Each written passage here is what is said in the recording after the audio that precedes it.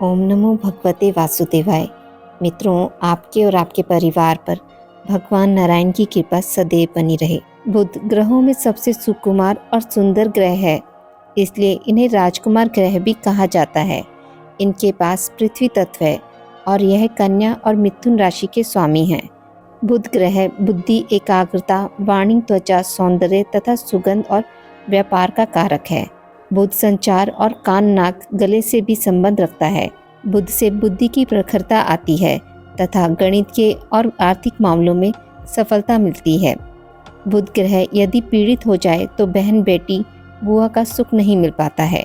बुध ग्रह के खराब होने पर व्यापार में लगाया हुआ पैसा तुरंत फंस जाता है। चलिए सुनते हैं बुधवार व्रत की कथा। समतापुर नगर में मधुसूदन नाम का एक व्यक्ति रहता था। वह बहुत ही धनवान था। मधुसूदन का विवाह बलरामपुर नगर की सुंदर लड़की संगीता से हुआ था। एक बार मधुसूदन अपनी पत्नी को लेने बुधवार के दिन बलरामपुर गया। मधुसूदन ने पत्नी के माता पिता से संगीता को विदा करने के लिए कहा।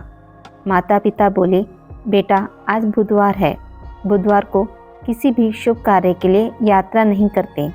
लेकिन मधुसूदन नहीं माना। उसने ऐसी शुभ अशुभ की बातों को ना मानने की बात कही। दोनों ने बैलगाड़ी से यात्रा प्रारंभ की। 2 कोस की यात्रा के बाद उसकी गाड़ी का पहिया टूट गया। वहां से दोनों ने पैदल की यात्रा शुरू की। रास्ते में संगीता को प्यास लगी। मधुसूदन उसे एक पेड़ के नीचे बैठाकर जल लेने चला गया। थोड़ी देर बाद जब मधुसूदन कहीं से जल लेकर वापस आया तो वह बुरी तरह हैरान हो उठा, क्योंकि उसकी पत्नी के पास उसकी ही शक्ल सूरत का एक दूसरा व्यक्ति बैठा था। संगीता भी मधुसूदन को देखकर हैरान रह गई। वह दोनों में कोई अंतर नहीं कर पाई। मधुसूदन ने उस व्यक्ति से पूछा, तुम कौन हो? मेरी पत्नी के पास क्यों बैठे हो? मधुसूदन की बात सुनकर उस व्यक्ति ने कहा, अरे भाई, यह मेरी पत्नी संगीता है। मैं अपनी पत्नी को ससुराल से विदा करके लाया हूँ। लेकिन तुम कौन हो जो मुझसे ऐसा प्रश्न कर रहे हो? मधुसूदन ने कहा, तुम ज़रूर कोई चोर या ठग हो। यह मेरी पत्नी संगीता है। मैं इसे पेड़ के नीचे बैठाकर जल लेने गया था। इस पर उस व्यक्ति ने कहा, अरे भाई, झूठ तुम बोल रहे हो। संगीता को प्यास लगने पर जल लेने मैं गया था। मैंने तो जल लाकर अपनी पत्नी को पिला भी दिया है। अब तुम चुपचाप यहाँ से चलते बनो, नहीं तो किसी सिपाही को बुलाकर तुम्हें पकड़वा दूंगा। दोनों एक दूसरे से लड़ने लगे। उन्हें लड़ते देख बहुत से लोग वहाँ एकत्र हो गए। नगर के कुछ सिपाही भी वहाँ आ गए। सिपाही उन दोनों को पकड़कर राजा के पास ले गए। सारी कहानी सुनकर राजा भी कोई निर्णय नहीं कर पाया। संगीता भी उन दोनों में से अपने वास्तविक पति को नहीं पहचान पा रही थी। राजा ने दोनों को कारागार में डालने के लिए कहा। राजा के फैसले पर असली मधुसूदन भयभीत हो उठा।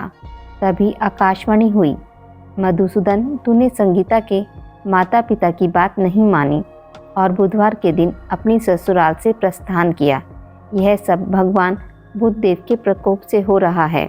मधुसूदन ने भगवान बुधदेव से प्रार्थना की, हे भगवान बुधदेव, मुझे क्षमा कर दीजिए। मुझसे यह बहुत बड़ी गलती हुई है। भविष्य में अब कभी बुधवार के दिन यात्रा नहीं करूँगा और सदैव बुधवार को आपका व्रत किया करूँगा। मधुसूदन के प्रार्थना करने से भगवान बुधदेव ने उसे क्षमा कर दिया। तभी दूसरा व्यक्ति राजा के सामने से गायब हो गया।